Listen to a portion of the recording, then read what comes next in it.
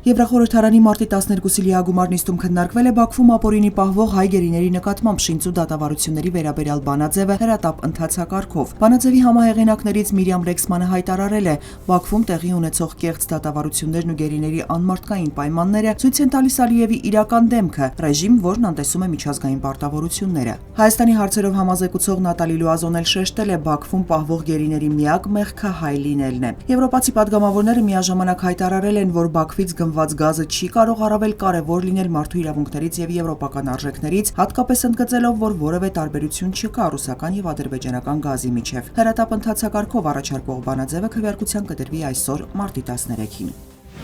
2018 թվականի հեղափոխության հետ նոր սահմանադրության օրակարգը եղել է իրական Հայաստանի գաղափարախոսության նախագծի քննարկումների ժամանակ, հայտարարել է Նիկոլ Փաշինյանը։ Նա նշել է, թե իր պատկերացմամբ սահմանադրությունը պետք է լինի քաղաքացիների պայմանավորվածությունը երկրում ապրելու եւ հարաբերվելու կանոնների մասին։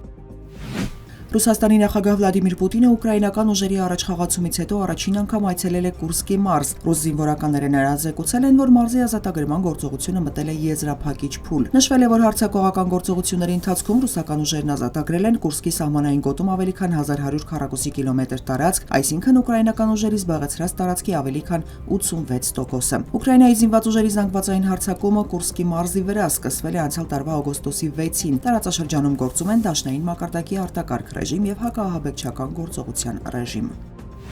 ԱՄՆ նախագահ Դոնալդ Թրամփը նախազգուշացրել է, եթե Մոսկվան համաձայնության չգա Կիևի հետ, Վաշինգտոնը կարող է այնպիսի քայլեր ձեռնարկել, որոնք կործանարար կլինեն Ռուսաստանի համար։ ԱՄՆ-ի առաջարկած հրադադարի ծրագիրը Սաուդյան Արաբիայում մարտի 11-ին Կիևի կողմից հավանության արժանանալուց հետո սա Թրամփի ամենակոշտ հայտարարությունն է Մոսկվայի հասցեին։ Նա միաժամանակ ընդգծել է, չի ցանկանում նման միջոցների դիմել, քանի որ խաղաղություն է ուզում։ Ջիդդայում մարտի 11-ին տեղի ունեցած բանակցություններից հետո Միացյալ Նահանգներն ու Ուկրաինան համատեղ հայտարարություն տարածեցին, նշելով, որ Կիևը համաձայնել է ընդունել անհապաղ 30-օրյա հրադադարի մասին Վաշինգտոնի առաջարկը։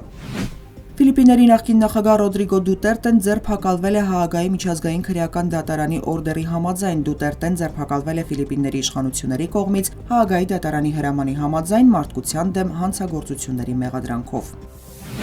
Ֆուտզալի Հայաստանի ազգային հավաքականը դուրս է եկել Եվրոպայի 2026 թվականի առաջնության եզրափակիչ փուլ որակավորման հիմնական փուլի վերջին մրցաշարում Հայաստանի հավաքականը Երևանում 4-2 հաշվով առավելության է հասել Ղազախստանի ընտրանու նկատմամբ 6 խաղում վաստակած 16 միավորով առաջին հորիզոնականը զբաղեցնելով խմբում։ Ֆուտզալի Եվրոպայի 2026 թվականի եզրափակիչ փուլը տեղի կունենա Լիտվայում եւ Լատվիայում 2026 թվականի հունվարի 18-ից փետրվարի 8-ը։